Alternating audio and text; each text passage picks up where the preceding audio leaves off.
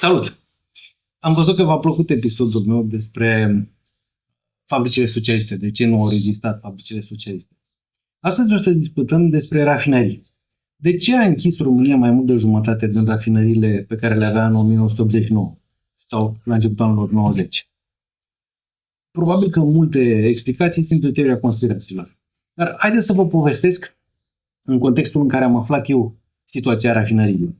Deci, 1997, guvernul Ciorbea, lucram pentru Consiliul pentru Reformă, eram consilier la Ministrul Reformei. Și am primit dosarul petrolului să informez în legătură cu ce se întâmplă în petrol și să pregătesc concluzii, informații pentru ministru. Trebuie spus că noi nu aveam o putere reală și directă în povestea asta. Frâiele erau la Fondul Proprietății de Stat, la Ministerul Industriei, dar mai puțin. Fondul Proprietății de Stat avea în mână puterea și, evident, primul ministru. În fine, să zicem că puteam face recomandări. Am citit despre situația industriei petroliere și cam totul era cuprins într-un studiu comandat la firma Bechtel, da, aceea cu autostrada Bechtel, care nu s-a mai făcut. Dar studiul era foarte profesionist făcut și situația arăta cam așa. România, citesc din memorie, România în momentul ăla avea 5 rafinării mari, care erau cea de la Petrobras, cea de la Arpechim, Petromedia, Petrotelu și rafinăria de la Onești și încă vreo 5-6 rafinării mici. Numai o parte dintre aceste rafinării puteau să prelucreze țiței din import.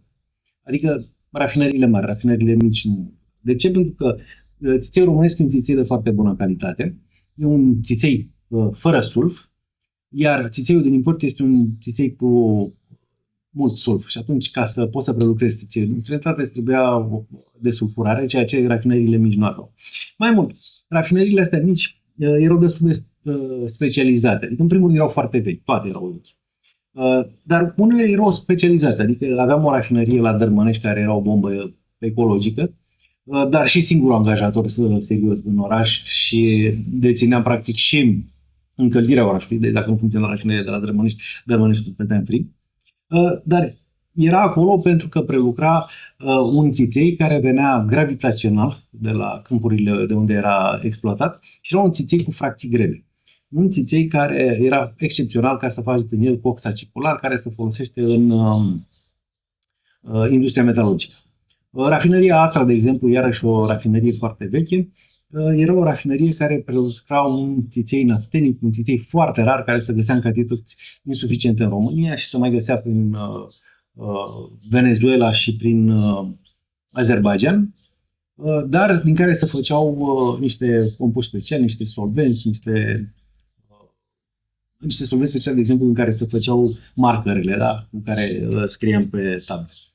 Iarăși o rafinărie specializată și care, teoretic, nu ar fi trebuit să aibă piață. Dar dacă n-avea țiței, degeaba avea piață, că nu avea ce să prelucreze.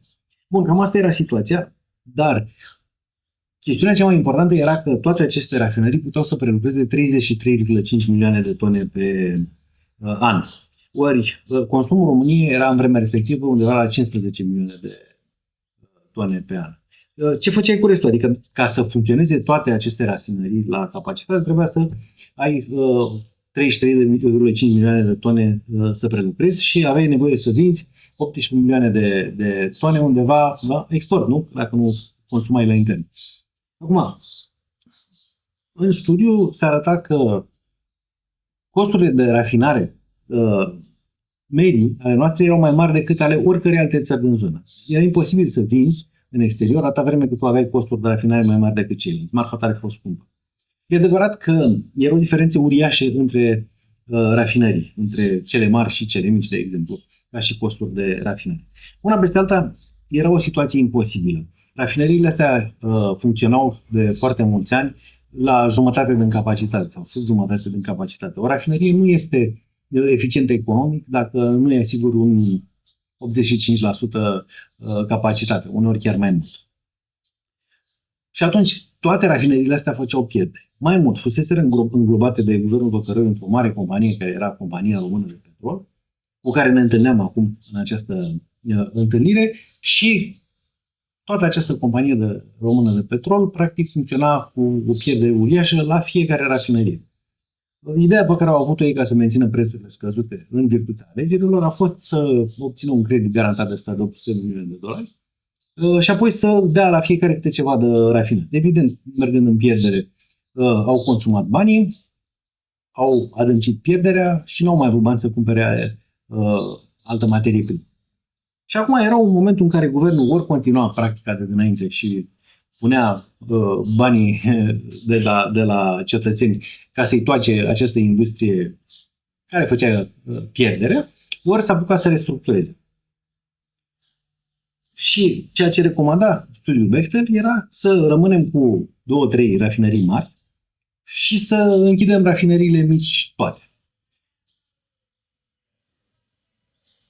Soluția care s-a adoptat a fost crearea Petrom, în care s-au păstrat rafinăriile pe care doream să le menținem în funcțiune. Asta înseamnă Petrobrazi, Arpechim.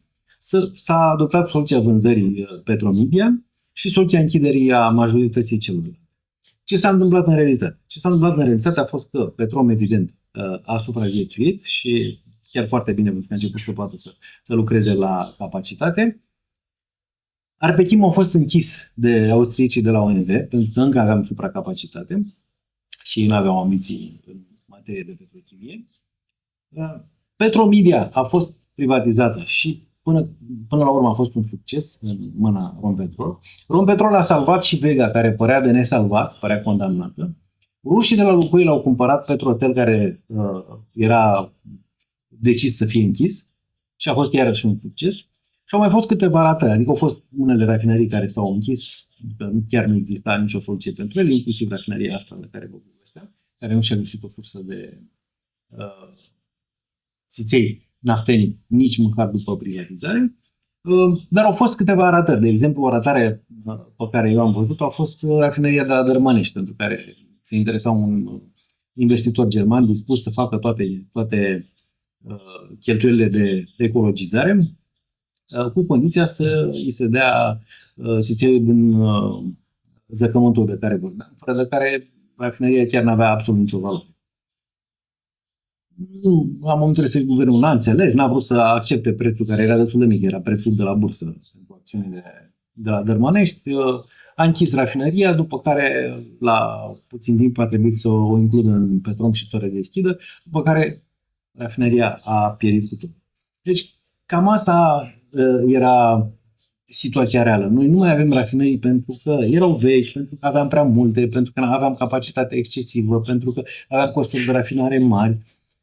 Nu cred că exista o soluție sau că era rațional ca România să păstreze toate rafinăriile. Se putea face mai bine? Da, probabil că se putea face mai bine. E ceea ce, din umila mea poziție de expert guvernamental, am propus, și anume să vindem tot ce putem vinde și să păstrăm în Petrom restul.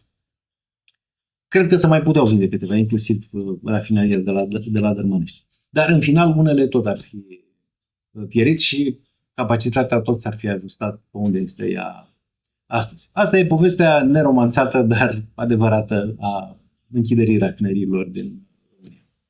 Până data viitoare vă spun la revedere!